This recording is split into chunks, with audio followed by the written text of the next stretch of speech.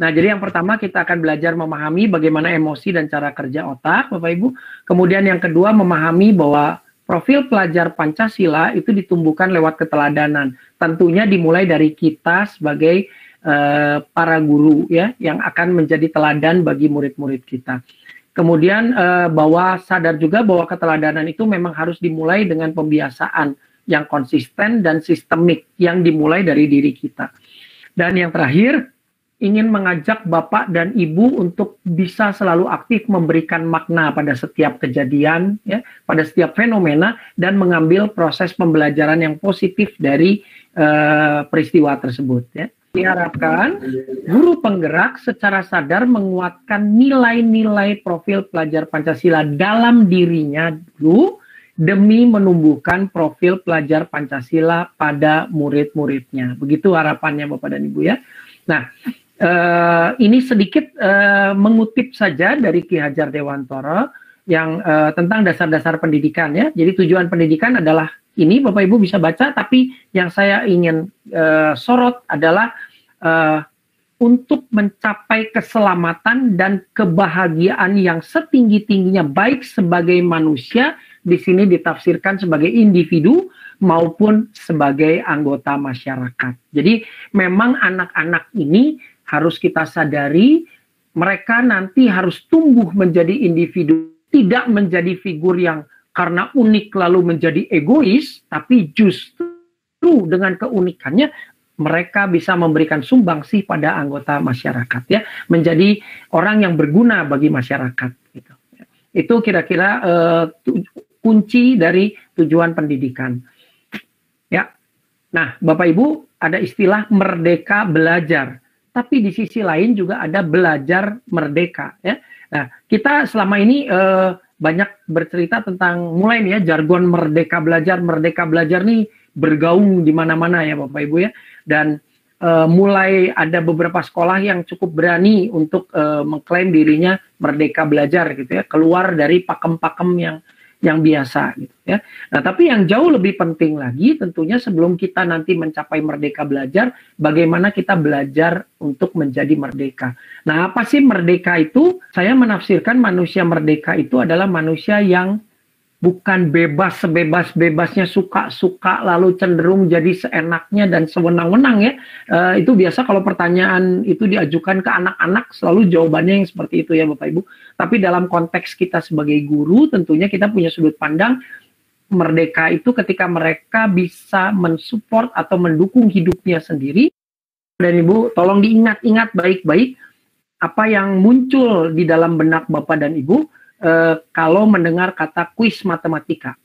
Kita bermain-main sebentar saja ya Bapak Ibu ya. Ceritanya Bapak dan Ibu kita masuk ke sebuah tempat makan. Karena laparnya kita ingin membeli nasi.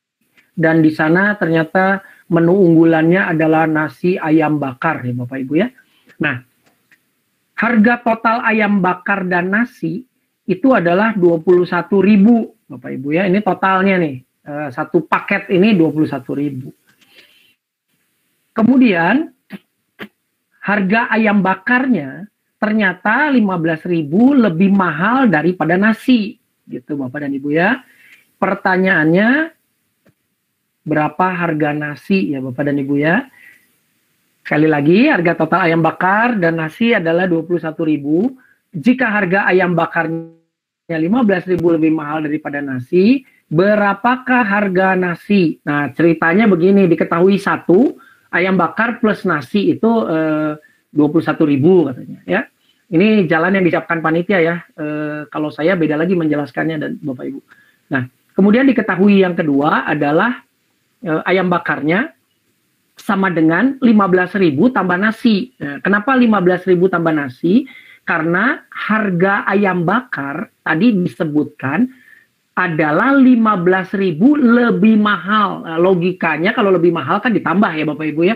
Jadi harga nasi ditambah 15.000. Nah, inilah keluar tuh yang Ibu katanya begitu. Kemudian jawabnya begini Bapak dan Ibu. Ya, kalimat pertama ayam bakar ditambah nasi 21.000. Lalu ayam bakarnya itu diganti, Bapak Ibu. Ayam bakarnya diganti 15.000 plus nasi. Ya. Jadi di sini ada 2 nasi. 15.000 tambah nasi sama dengan 21.000 gitu. Nah, tuh ada panah biru itu ya Bapak Ibu ya. Ayam bakar itu diganti dengan. Nah, sekarang 15.000-nya kata matematika itu pindah ruas Bapak Ibu ke sebelah kanan gitu ya. Menjadi 21.000 kurangi 15.000. Sementara yang di sebelah kirinya itu nasi tambah nasi katanya begitu. Nah, akhirnya terjadilah 2 nasi ya Bapak Ibu ya. 2 nasi itu 21.000 kurangi 15.000. Jadi 6.000. Lalu nasinya berarti kalau 2 nasi 6.000, maka 1 nasi 6.000 dibagi 2. Maka dapatlah nasi itu 3.000 begitu. Namanya metode apa ini Bu Desak? Kalau di matematika Bu Desak? Substitusi. Ya, substitusi katanya ya begitu ya, konon katanya. Nah kira-kira begitu Bapak dan Ibu jawabannya ya. Ya jadi kalau kita bayangkan berarti harga ayam bakar itu berapa Bapak dan Ibu? Kalau ditanya lebih jauh, berapakah harga ayam bakarnya? 18.000. 18.000 betul ya, jadi cocok ya. 18.000 itu 15.000 lebih mahal daripada harga nasi yang 3.000.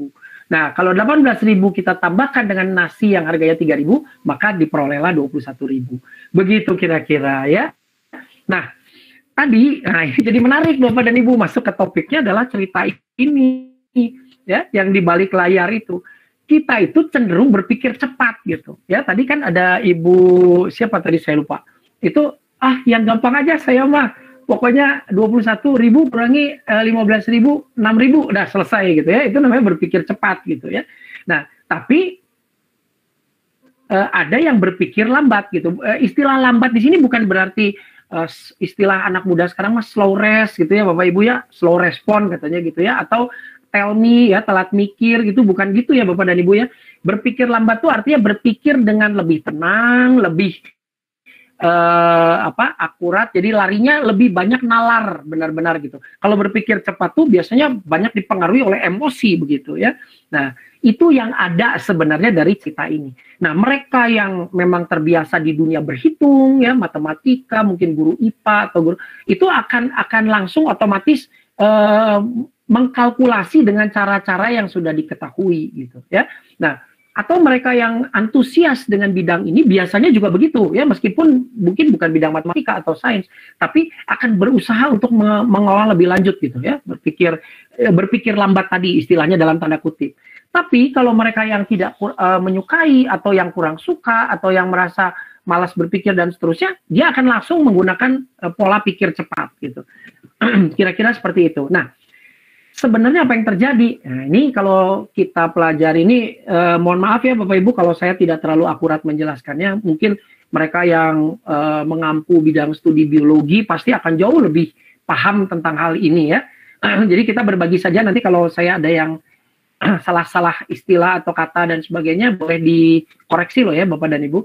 Saya bukan orang yang latar belakangnya biologi ya, jadi mungkin saja ada kesalahan. Tapi intinya begini Bapak Ibu. Otak manusia itu adalah otak yang paling canggih gitu dari seluruh otak makhluk hidup yang ada di bumi ini. Ya. Nah, dia terdiri dari yang bagian pertama ini adalah otak reptil atau disebut batang otak. Ya. Nah, fungsinya memang benar-benar hanya untuk survival, ya, bertahan hidup saja. Gitu, ya.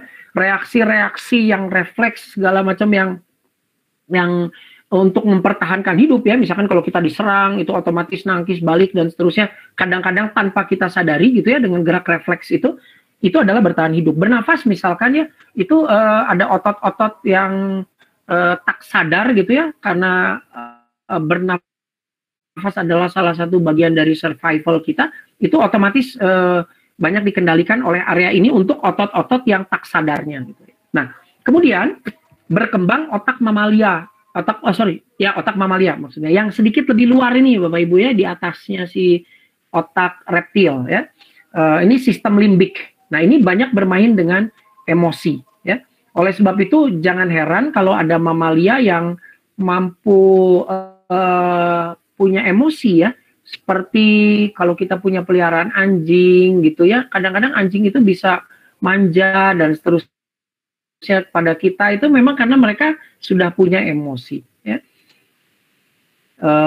Sapi misalkan, saya suka dengar kalau sapi menjelang dikurbankan itu kadang-kadang ya ada sapi yang katanya meneteskan air mata, mungkin karena ini sistem otak mamalianya itu bekerja. Nah, kemudian yang berikutnya yang lebih tinggi ada yang namanya otak primata. Ya, primata itu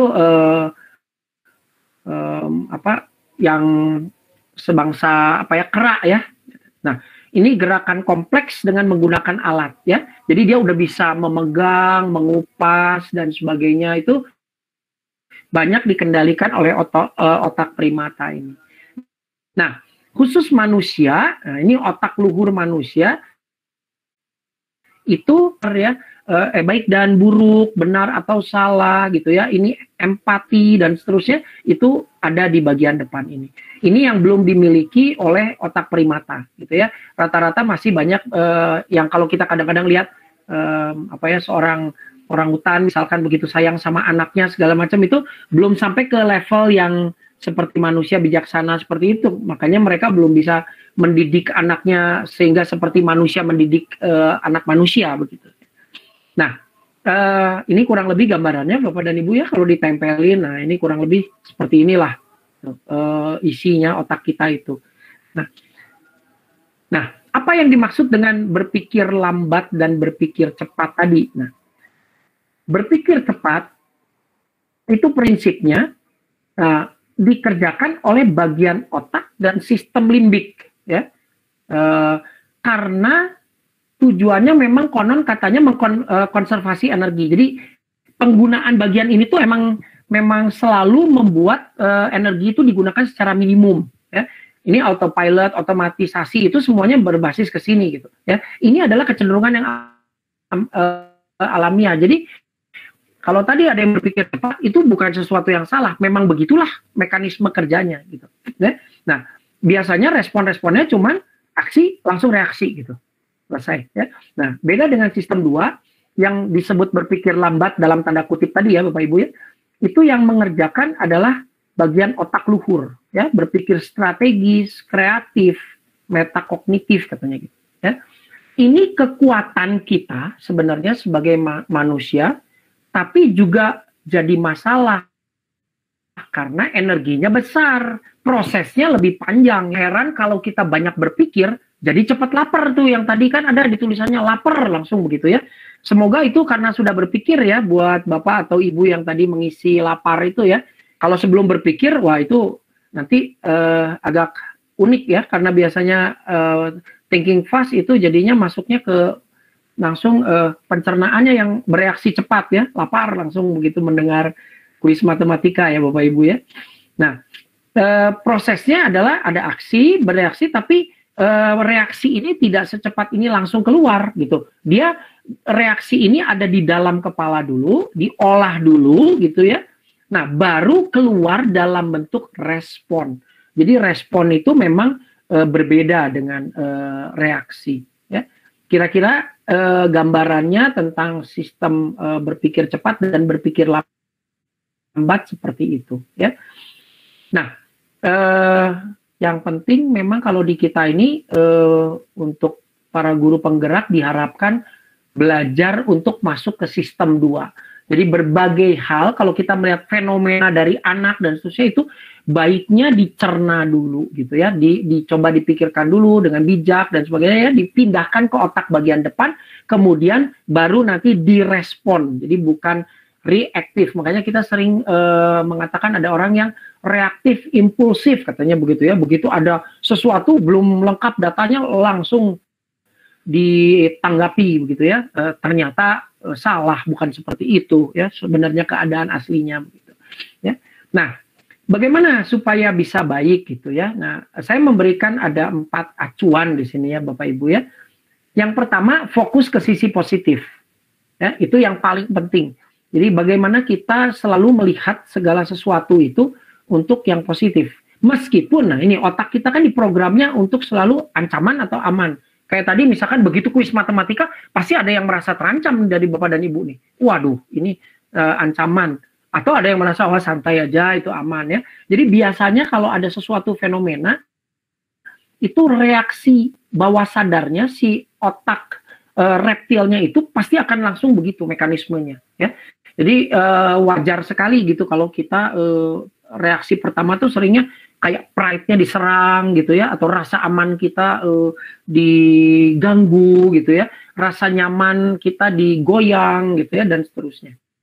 Insting bereaksi lebih cepat mengklasifikasikan ancaman dibanding menganalisis apa itu benar adalah ancaman. Ya. Jadi kita sering tiba-tiba cek aja langsung loncat, wah ini bahaya nih, ancaman gitu.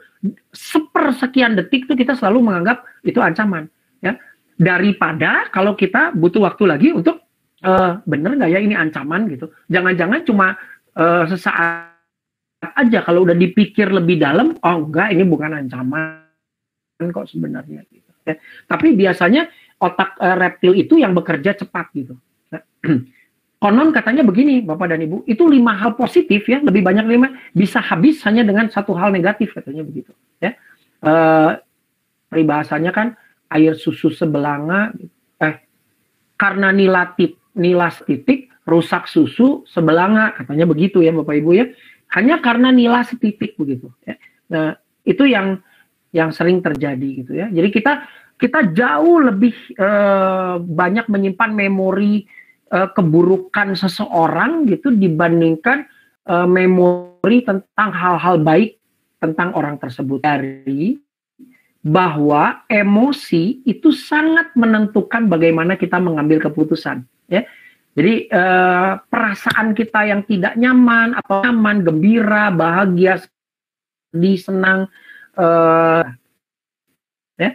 Ini penelitian neuroscience katanya Bapak Ibu ya. Jadi bukan asumtif ya, bukan sesuatu yang sifatnya asumsi. Dimulai dari sistem limbik yang mengelola emosi kita. Pengamasnya otak mamalia, otak reptil tadi, ada otak mamalia. Itu sistem limbik itu starting point-nya dari titik itu Bapak Ibu katanya ya.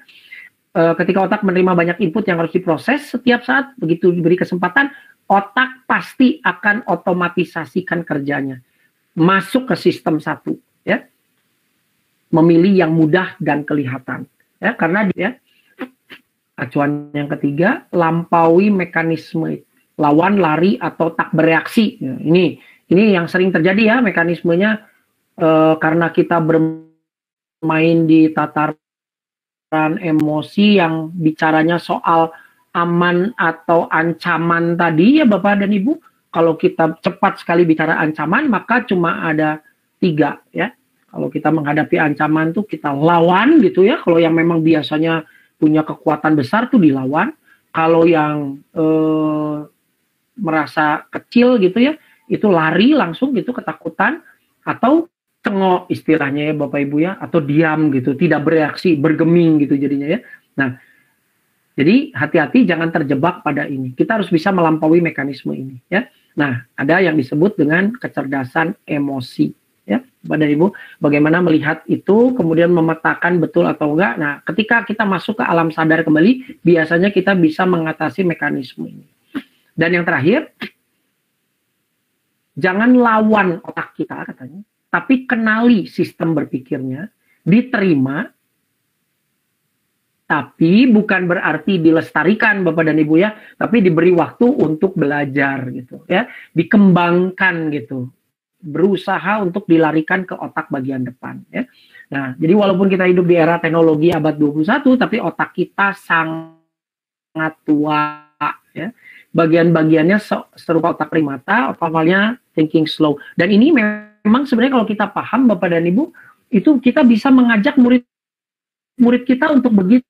Jadi kalau anak-anak remaja misalkan yang sangat emosional itu bisa kita bawa. Kalau misalkan dia lagi emosi banget, kita bisa pakai beberapa cara, teknik ya, untuk bagaimana menenangkan. Apalagi kalau Bapak Ibu di Bali ya, itu kan kaya sekali dengan metode-metode meditasi dan sebagainya gitu, yang bisa mengajak anak itu untuk lebih tenang, kemudian berpikir lebih jernih gitu ya dengan nalarnya, dan akhirnya bisa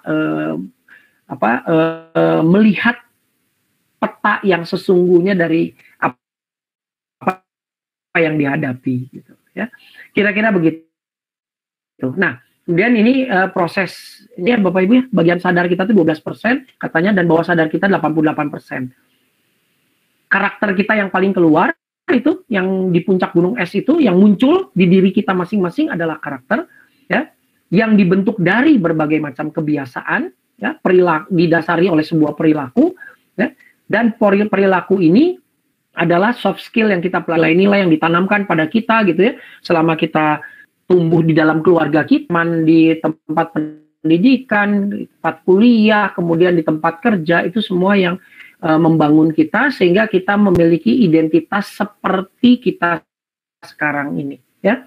Ini semuanya lingkungan, kemudian pengkondisian pembiasaan itu kata kuncinya memang ada di keteladanan yang konsisten dan sistem atau aturan ya, memang yang harus selalu diingat ya.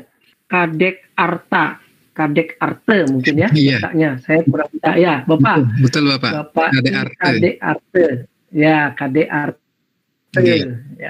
Silakan Pak. Salam kenal Pak Robertus Saliman. Ya, salam kenal kembali Bapak. Terkait dengan sistem kerja otak, ini ada di sistem limbik. Nah, kita sebagai pendidik tentu harus mengproses pembelajaran. Ya. Nah, betul. Kira-kira apa yang bisa kita lakukan dalam mengetahui sistem kerja otak peserta didik kita, baik secara umum dalam satu kelas ataupun secara individu? Terima kasih. Saya biasanya tidak terpaku dengan teori-teori yang biologi tadi ya Pak ya, bahwa itu hanya pengetahuan basic saja gitu. Nah, tapi biasanya saya selalu mendorong diri saya untuk menguatkan pengamatan. Jadi adalah di pengamatan. Ya, ini juga saya tekankan pada teman-teman guru yang kebetulan saat ini ada di bawah koordinasi saya. 3 tahun terakhir kemarin saya berada di kelas, tapi tahun ini saya kebetulan diminta untuk membantu di bidang kurikulum. Jadi saya sekarang pindah posisi mengkoordinasikan guru-guru kelas gitu. Nah, saya selalu mengatakan kata kunci pertama adalah kuatkan kemampuan pengamatan kita gitu. Nah, saya selalu mengibaratkan gini, mata kita itu ibarat kamera film begitu, kamera video gitu, yang setiap saat itu menangkap ribuan, ratusan ribu, jutaan frame gambar ke dalam kepala kita. Nah, maka cara yang paling baik adalah belajar untuk mengamati mana frame-frame yang bermakna, yang penting untuk kita tangkap gitu ya, yang menunjukkan karakteristik unik dari anak didik kita. Ini kita bicara kelas dulu. Jadi kalau saya biasa masuk kelas itu interaksi biasanya saya cenderung bawa santai supaya anak-anak itu tidak terintimidasi gitu. Kalau mereka yang terintimidasi seperti teori tadi, mereka akan berusaha bertahan jaim karena kita pasti dianggap lebih berkuasa daripada mereka, kita punya otonomi mengendalikan kelas dan seterusnya. Biasanya mereka akan menarik diri sehingga nggak keluar aslinya tuh. Biasanya jaim semua, kemudian kita jadi sulit memetakan ini memang anaknya benar-benar anak baik gitu ya, atau pura-pura baik gitu ya. Nah, itu yang sulit gitu. Nah, biasanya kelihatannya ketika kita udah nggak ada tuh. Nah, biasanya aslinya keluar tuh semua anak-anak. Nah, jadi saya biasanya seperti itu. Saya berusaha untuk cair dengan anak-anak supaya mereka melihat, oh, guru yang ini kelihatannya asik nih ya. Nah, biasanya ini kalau kita kenali perilaku anak muda, itu istilahnya begini Pak. Kalau dikasih hati minta jantung, ngelunjak gitu. Anak-anak tuh selalu akan ngelunjak di usia remaja. Bahkan kan polanya begitu kan, dia cari gurunya nih. Oh, gurunya punya toleransi sampai titik ini gitu. Nah, dia akan berhenti di situ. Nah, tapi kalau gurunya lost terus toleransinya, dia makin menggila tuh. Lama-lama dia bisa menjajah gurunya gitu kan. Itu kecenderungannya dia. Nah, dengan kita mencairkan diri dalam pergaulan dengan murid-murid, otomatis mereka akan lebih rileks dengan kita. Maka sifat-sifat aslinya akan mulai keluar, termasuk bagaimana cara dia bereaksi terhadap temennya. Yang paling asik tuh ngelihat dia bereaksi terhadap temennya, di toel dikit ngamuk gitu ya, misalkan mau dipukul, atau misalkan temennya pinjem barang, dia nggak peduli atau apa, itu kelihatan sekali di kelas biasanya ya. Bersyukur kalau Bapak dan Ibu mengampu kelas-kelas yang jumlahnya cuma 20 orang begitu ya. Kalau yang 30 ke atas itu memang tantangan lebih besar. Nah, jadi pelajari sifat-sifat aslinya mereka, anak-anak ini. Pertama kita bikin peta kelas yang besar, kurang lebih kelas ini karakteristiknya seperti apa. Kemudian biasanya akan muncul anak-anak yang ada di dalam tanda kutip secara karakter baik di atas gitu. Tapi ada juga anak-anak yang secara karakter di bawah gitu, yang masih mesti dibangun. Kalau kami di sekolah tidak boleh menyebutnya karakter buruk, enggak gitu. Anak-anak tidak ada yang karakternya buruk, belum saja menjadi baik begitu ya istilahnya. Nah, nanti akan kelihatan petanya. Nah, dari situlah baru kita mulai melakukan pendekatan individu. Jadi yang sudah baik kita pertahankan saja, artinya ini wilayah-wilayah yang kita bisa dalam tanda kutip agak lepas-lepas lah gitu, anak-anaknya aman begitu ya. Ada yang medium biasanya dominan di dalam kelas, ini yang perlu sedikit selalu ada perhatian tapi tidak menguras energi. Lalu yang kelompok merah nih, hati-hati nih, yang situasinya merah ini kita perlu gali lebih dalam. Nah, di yang merah ini memang biasanya kita harus spend more energy for them gitu ya, itu biasanya begitu sih Pak. Nah, tentunya nanti tidak bisa ini, kita mesti bicara kasus per kasus ya Pak ya. Banyak sekali karena ini nanti pasti biasanya kalau kita selidiki larinya ke rumah. Kalau pengalaman saya begitu Pak ya. Diselidiki lagi biasanya latar belakang orang tuanya. Jadi anak itu cermin orang tuanya, kalau saya selalu mengatakan itu. Kira-kira begitu Pak Kadek Arte, mudah-mudahan bisa cukup memuaskan apa yang saya sampaikan. Ya, saya sangat setuju dengan apa yang Bapak sampaikan. Memang kebanyakan kalau saya bertanya seperti itu, jawabannya cenderung administratif dan prosedural. Jadi Bapak sudah memberikan kami wawasan tambahan. Memang itulah yang kita harus lakukan. Ya. Terima kasih Bapak. Ya. Nah, saya mungkin perlu tambahkan sedikit untuk semua teman-teman di sini ya. Biasanya kita terjebak nih, ini pengalaman saya, waktu saya dulu muda jadi guru, itu sering tersinggung dengan murid kalau reaksi mereka itu dalam tanda kutip agak kurang pas lah, kurang ajar lah kita sebut gitu ya. Misalkan kalau kita tanya cara menjawabnya, intonasi, mimik mukanya atau sikap tubuhnya ya, gesturnya itu tidak menyenangkan tuh sering itu. Nah, di situ tantangan kita Bapak Ibu ya, ketika kita menjadi pengamat yang baik, itu kita harus benar-benar dalam posisi netral ya. Jadi kita harus berusaha untuk tidak berada di area limbik tadi ya, di area emosi, apalagi otak reptil ya. Karena saya punya pengalaman cukup banyak guru yang tiba-tiba mengamuk. Saya sendiri dulu punya guru begitu. Dia menurut kelas, rupanya dia punya masalah di kelas yang sebelumnya misalkan gitu, terus dibawa ke kelas berikutnya gitu. Jadi emosinya masih tinggi, ada sedikit saja hal anak katakanlah yang mungkin sebenarnya harusnya tidak jadi masalah besar, cukup ditegur gitu, tapi ini jadi meledak dan seluruh kelas kena akibatnya ya. Jadi memang butuh banget pengendalian diri dari kita ya. Kalau kita sudah bisa mengendalikan diri, enak tuh, jadi kita bisa tetap rileks. Anak mau situasinya seperti apa juga kita bisa tetap meskipun ketegasan, tetapi sampai menimbulkan respon-respon yang menjadi ancaman buat mereka. Nah, kalau begitu respon itu udah jadi ancaman buat mereka, nanti mereka narik diri lagi begitu ya. Kira-kira begitu. Nah, ini berkaitan dengan nilai-nilai dan apa yang harus diingat oleh para calon guru penggerak ya. Begitu kira-kira Bapak Ibu teman-teman. Silakan jika ada pertanyaan lain dari Bapak dan Ibu. Ya, Pak Cahyanto Setiatmoko. Ya, Terima kasih Pak Robertus, Bapak Ibu sekalian. Sama-sama Pak. Ya, terima kasih atas waktunya, diberi kesempatan yang sangat berharga di sore hari yang cukup mendung ini di Kelungkung, Pak Robertus.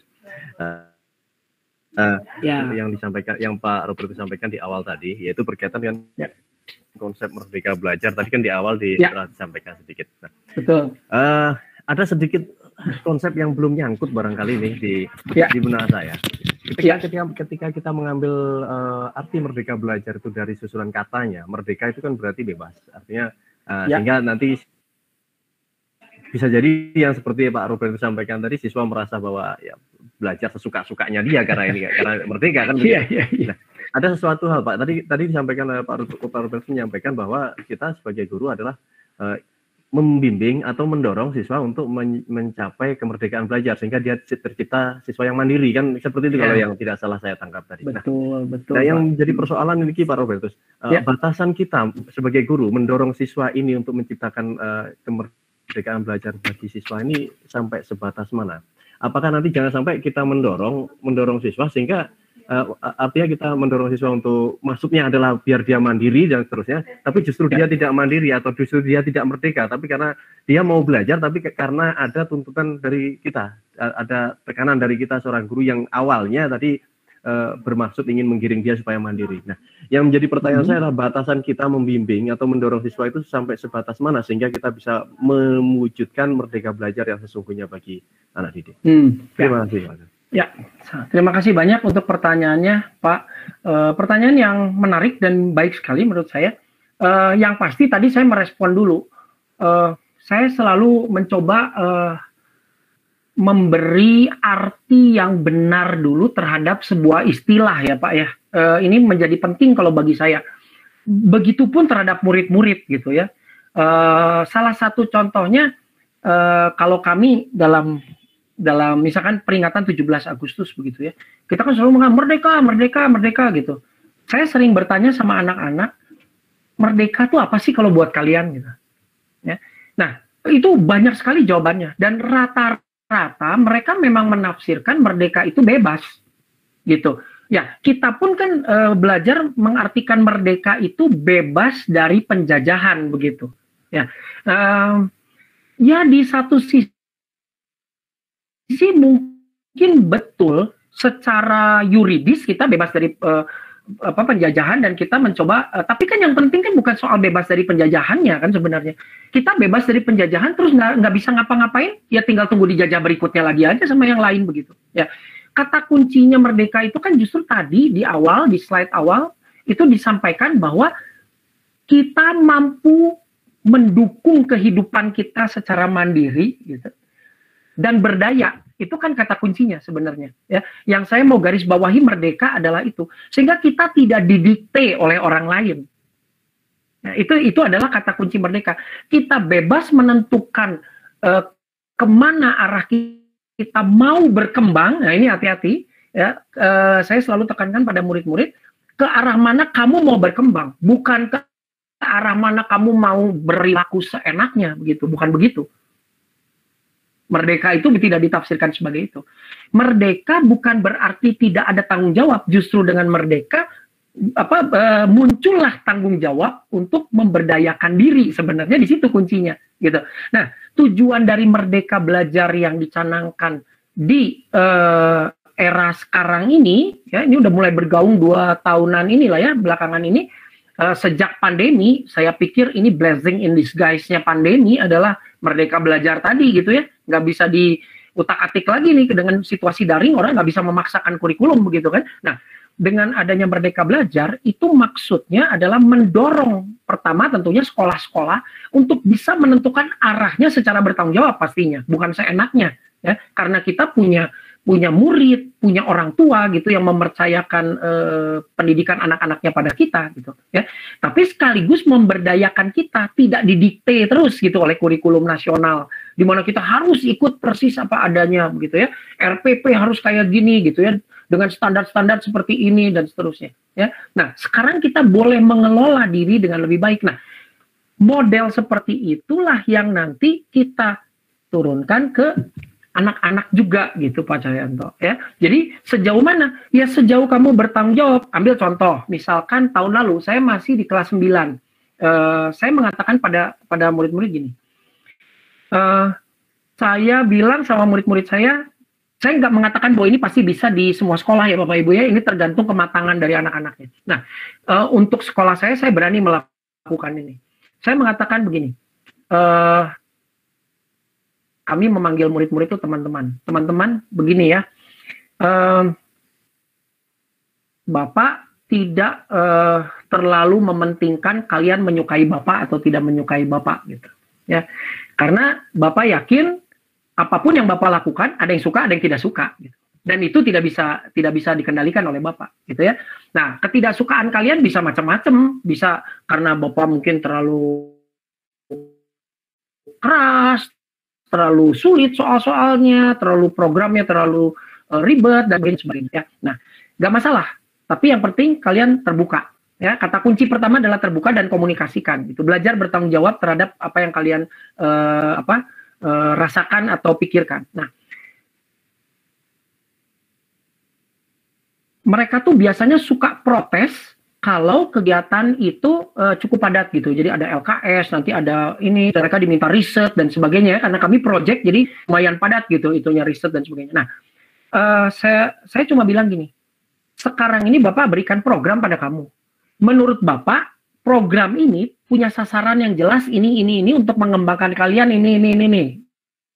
Dipaparkan udah. Nah, sekarang kalian boleh pilih mau ambil atau tidak ambil program itu.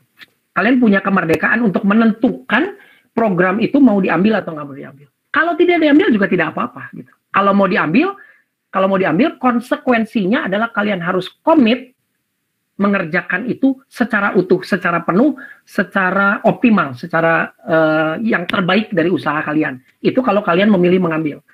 Tapi kalau kalian memilih tidak mengambil, tidak masalah.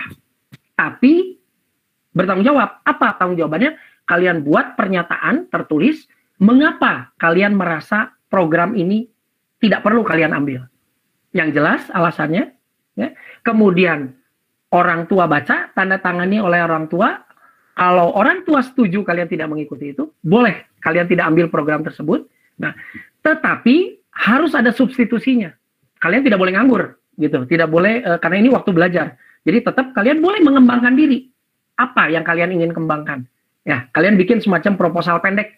Saya mau belajar tentang ini karena yang program itu saya anggap saya sudah sangat mahir, percuma gitu. Bisa jadi Pak gitu ya, karena ada anak-anak yang sebagian besar kurang, anak yang sangat menonjol ini merasa aduh bikin ini lagi, saya mah udah pasti bagus lah, ini mah udah mendingan waktunya saya pakai buat yang lain. Nah itu pernah saya lakukan. Nah dalam pengalaman saya 1 tahun saya memberlakukan itu, hampir tidak pernah ada anak yang menolak tugas dan rata-rata mengerjakan itu secara baik, secara optimal. Ada pernah 1-2 kali anak menolak, tapi benar-benar dia mengajukan program yang dia mau pelajari. Outputnya jelas, dia beri laporannya gitu bahwa dia belajar ini dan hasilnya adalah ini. Begitu kira-kira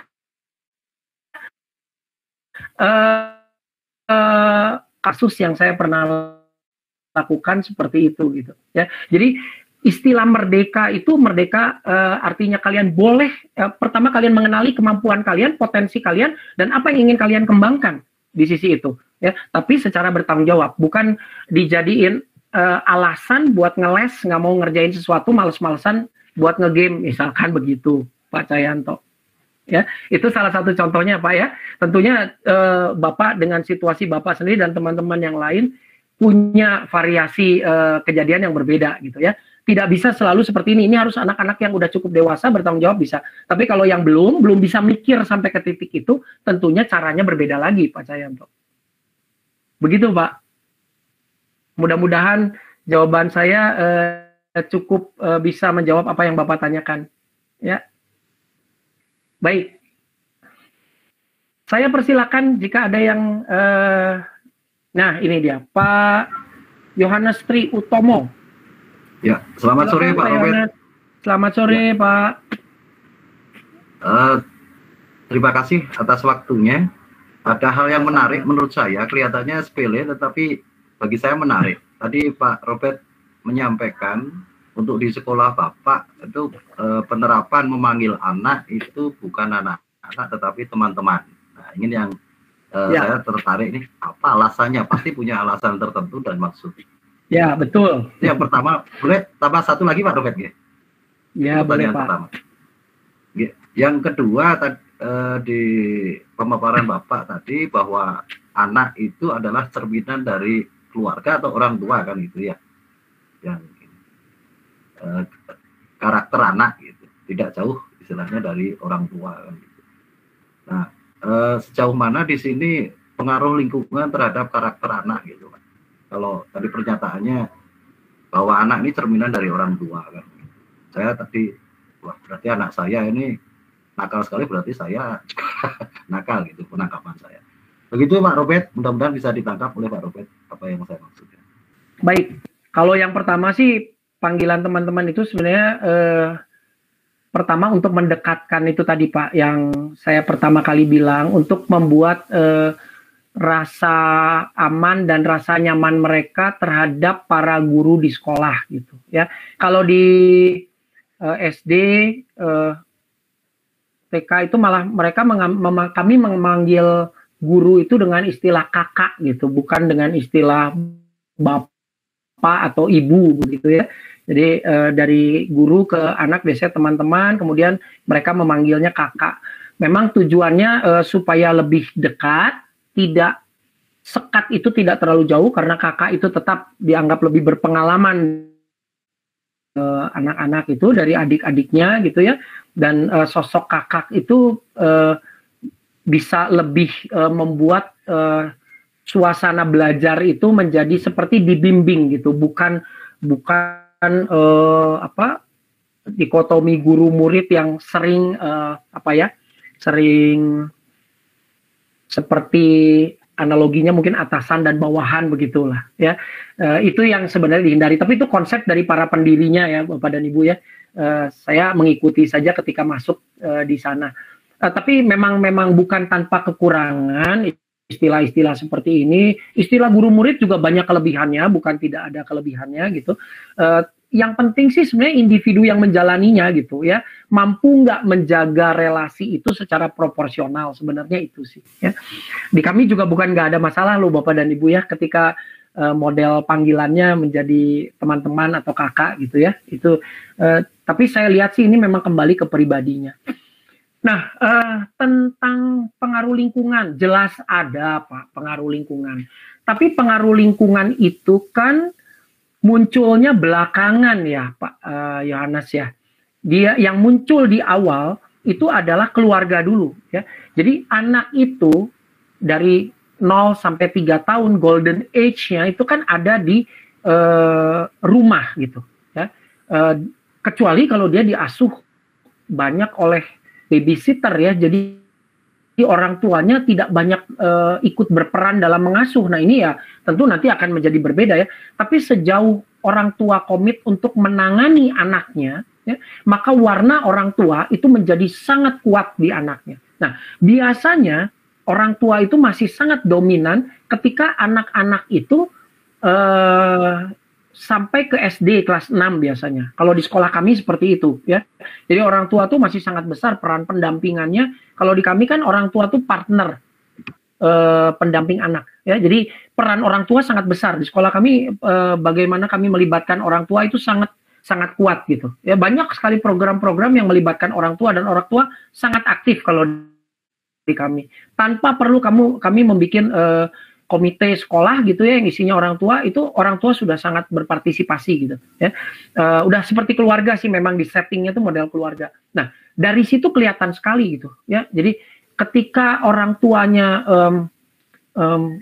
cukup emosional, itu anaknya rata-rata emosional gitu ya. Ketika orang tuanya penuh dengan kasih sayang gitu, lembut, anaknya muncul juga lembut gitu di sekolah ya. Kalau kedua orang tuanya nggak nyambung gitu ya Bapak dan Ibu ya, kita sering menemukan ibu mengajar dengan konsep-konsep nilainya yang ke arah kiri, bapak dengan konsep-konsep yang ke arah kanan begitu. Nah nanti muncul anak-anak yang penuh dengan kebingungan. ya, sulitnya keluarga mulai pelan-pelan ditinggalkan. Nah, itu muncul tuh letupan dengan teman-teman. Itu selalu kalau masalah muncul di SMP, muncul di SMA, di trace lagi, wah ya ternyata di keluarganya seperti ini. Gitu. Ya. Anak yang misalkan modelnya terus dilindungi oleh orang tua gitu ya, segala macam persoalannya ditangani oleh orang tua. Anak-anak seperti itu tidak bisa membuat keputusan yang benar di sekolah juga gitu ya. Jadi itu cerminan dari pola asuh di rumahnya. Ya, beberapa karakter diserap oleh anak tersebut gitu ya. Saya punya anak yang temperamental banget gitu ya. Tapi setelah ditarik ke belakang, oh ya ternyata ayahnya juga cukup temperamental gitu. Sedikit di jalan kalau misalkan ketemu papasan dengan mobil atau motor yang jalannya mulai nggak benar, wah biasanya langsung naik darah, teriak-teriak begitu ya.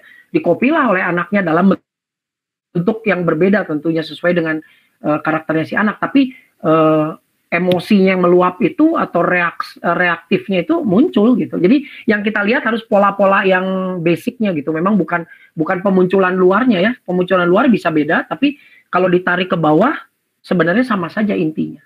Begitu Pak Yohanes penjelasan dari saya.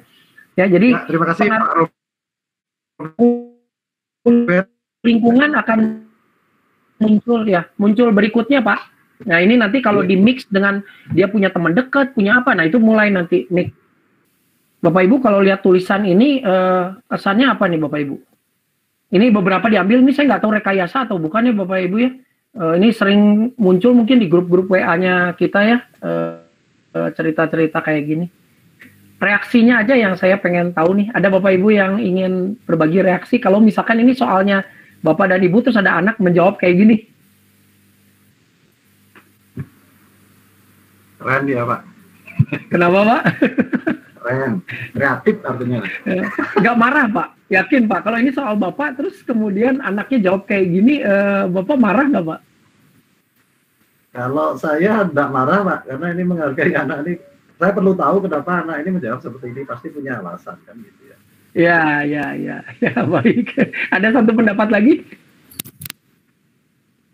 Kalau Pak Yohanes di jenjang SD mungkin bisa, tapi kalau saya di jenjang SMP sulit Pak.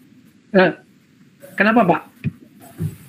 Kalau Pak Yohanes kan di jenjangnya SD, mungkin anak SD masih bisa lah terpikirkan pertanyaan seperti itu, jawab seperti itu. Kalau saya di SMP, wah kesel Pak pasti. Kalau Bapak, ya kalau misalkan nih Bapak nih ya, ini misalkan nih soal Bapak, mungkin bentuk soalnya bisa lain, tapi terus respon anaknya seperti ini, Bapak akan bagaimana reaksinya Pak? Kalau saya pribadi sih kalau di jenjang SMP pasti kesel Pak ya. Bapak kesel, terus reaksi Bapaknya gimana? Respon Bapak ke anak tersebut akan bagaimana Pak? Ya paling enggak pasti langkah awal memberikan teguran dulu Pak. Atas dasar yang Bapak tegur apanya Pak? Karena dia menjawab pertanyaan tuh nggak sesuai dengan harapan yang saya ekspektasikan, Pak. Oh, Bapak ekspektasinya apa, Pak? Kalau ada soal kayak gini? Ya, paling enggak menjuruslah lebih sedikit. Misalkan ibu membeli telur, paling enggak membuatku seperti itu. Kalau pertanyaan nyeletuk kayak gini, jenjang SMP kan sudah keterlaluan Pak ya, dewasa soalnya udah anak masuk remaja dia. Boleh saya tahu Bapak kesal ini karena redaksi pertanyaan kalimat yang dia jawab atau karena kontennya? Karena kontennya mungkin Pak ya. Nah Bapak Ibu ini kira-kira ya roda emosi yang sering muncul di kita ya, mulai dari yang ringan-ringan gitu ya Bapak Ibu ya, sampai ke yang mengerikan gitu ya. Yang baik-baik gitu ya, tertarik, optimistis, cinta, yang bagian itu ya mulai ke bawah tuh agak khawatir, bingung, kecewa, merenung, sesal, bosan, itu masih yang ringan-ringan, terus makin ke dalam makin gitu dan seterusnya sampai ke yang gembira dan seterusnya ya. Nah, ini emosi yang kerap sekali muncul di kita ketika kita melihat anak gitu. Nah, sebenarnya harapannya sih ya Bapak Ibu ya, itu nanti munculnya memang ada di apa ya? Kalau saya bilang, sebentar nih saya coba cepat aja dulu ya Bapak Ibu ya. Nah ini dia profil pelajar Pancasila tuh ini ya Bapak Ibu. Nah harapannya kita bisa membuat mendidik anak-anak hingga terbangunlah karakteristik mandiri yang pertama ya Bapak Ibu ya. Kemudian anak yang bertakwa kepada Tuhan, yang Maha Esa dan berakhlak mulia apapun agama dan kepercayaannya, begitu ya. Kemudian bernalar kritis. Ini adalah sisi pribadinya nih Bapak Ibu yang sebelah kiri nih ya, yang kita coba usahakan bangun di sekolah ya. Nah, untuk apa? Untuk agar mereka secara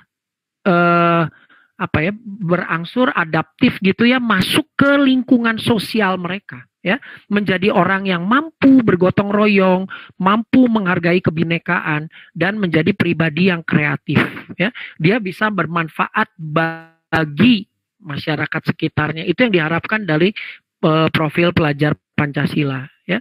Nah, kemudian guru apa nih? Nah, ini untuk bisa menghasilkan juga diharapkan menjadi pribadi yang mandiri ya, kemudian punya kemampuan reflektif yang baik ya, berkolaborasi ya, kemampuan berkolaborasi ini jadi penting gitu ya. Makanya gerakan dari Kemendikbud untuk banyak merekrut guru-guru penggerak ini saya sangat apresiasi. Jaring gitu ya, saya bisa bertemu dengan Bapak Ibu di sana, bisa berbagi, Bapak Ibu juga bisa berbagi gitu ya. Nah, ini kerja kolab ini yang dalam jumlah cukup besar itu niscaya akan membangun pendidikan Indonesia yang lebih baik ya. Nah, juga guru-guru harus punya kemampuan berinovasi dalam pendidikan gitu ya. Minimal di ruang-ruang pengaruhnya kita ya Bapak Ibu, di dalam kelas-kelas kita terhadap anak-anak gitu, dan selalu tujuannya adalah berpihak pada murid gitu ya. Ini kira-kira yang diharapkan. Nah, kemudian perannya ini Bapak Ibu ya, menggerakkan komunitas praktisi, menjadi coach bagi guru lain, mendorong tetap kolaborasi, mewujudkan kepemimpinan murid. Nah, ini kan mulai mundur dalam artian memberdayakan murid kita, menjadi pemimpin pembelajaran. Ini yang nanti jadi kuncinya nih ya, sebagai pemimpin pembelajaran bagaimana nilai-nilai yang kita anut gitu ya. Nah, kemudian berikutnya ini nanti fase modul yang Bapak itu ya. Nah, di mana letaknya? Nah, Pancasila itu nanti di sini ya, profil pelajar Pancasila itu ada di pembentukan karakter. Bapak Ibu di mana? Nah, itu tadi kalau Pak Yohanes nanya tentang lingkungan ya, kita sebagai orang yang berada di lingkungan luar keluarga itu juga bawa pengaruh besar gitu ya. Bisa berubah ya. Banyak sekali saya mendapatkan pernyataan dari orang tua seperti ini. Udah Bapak Ibu aja deh yang ngasih tahu gitu. Soalnya kalau dikasih tahu sama kami mah nggak nurut anaknya, tapi kalau Bapak atau Ibu yang ngomong tuh dia nurut katanya. Nah, kalau jawaban tentang hal itu Pak Yohanes, itu kira-kira salah satu cuplikan pernyataan orang tua ya, bahwa ternyata kita sebagai lingkungan luar itu dihargai juga sebagai orang tua kedua gitu bagi anak-anak ya. Ya gitu ya. Jadi kalau kita bisa saya sering mengatakan gini ya, ada beberapa keluarga ya Bapak Ibu yang memang udah sulit ya untuk kita udah nggak bisa nangani karena itu kan ruang di luar kendali kita ya. Misalkan orientasi mereka pada pekerjaan.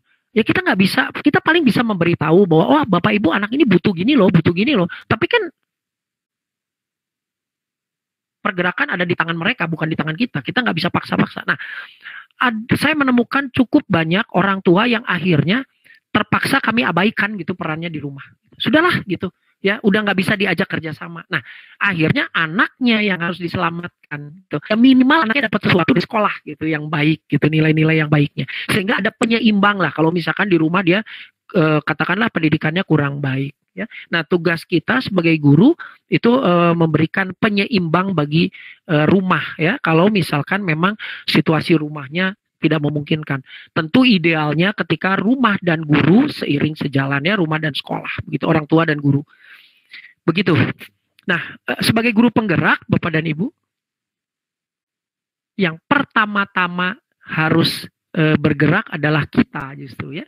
Jadi Bapak dan Ibu harus punya istilahnya refleksi gitu di program CGP ini ya. Refleksi itu tujuannya adalah untuk memberi makna dan kita jadi mau tergerak gitu untuk melakukan sesuatu yang baik gitu ya. Kemudian bergerak, setelah tergerak kita bergerak yuk kita mulai aksi kita gitu ya, dengan cara di kelas kita coba untuk menginovasi pelajaran, menginovasi ini pendekatan kita pada murid gitu ya, dengan teman sekerja, meskipun pasti akan mendapat penolakan hampir pasti ya. Tapi tidak usah khawatir, energi baik pasti akan menyebar terus dan akan mempengaruhi suatu saat gitu ya. Kalau mereka kasih energi negatif, timpa lagi sama energi positif gitu ya. Nanti juga akan lama-lama semua adalah proses. Nah, kalau kita sudah bisa bergerak, kita makin kencang, maka momentum kita makin besar, kita nanti akan bisa menggerakkan orang lain. Ya, itu percayalah, saya sudah mengalami ya. Kira-kira begitu. Jadi daur belajar kita adalah mengalami sesuatu, kita coba mengungkapkan, mengolah, menyimpulkan, kemudian menerapkan, balik lagi ya Bapak Ibu ya. Ya begitulah, kalau belajar itu kan bolak-balik ya Bapak Ibu ya. Harus dicoba lagi, diupayakan gitu ya.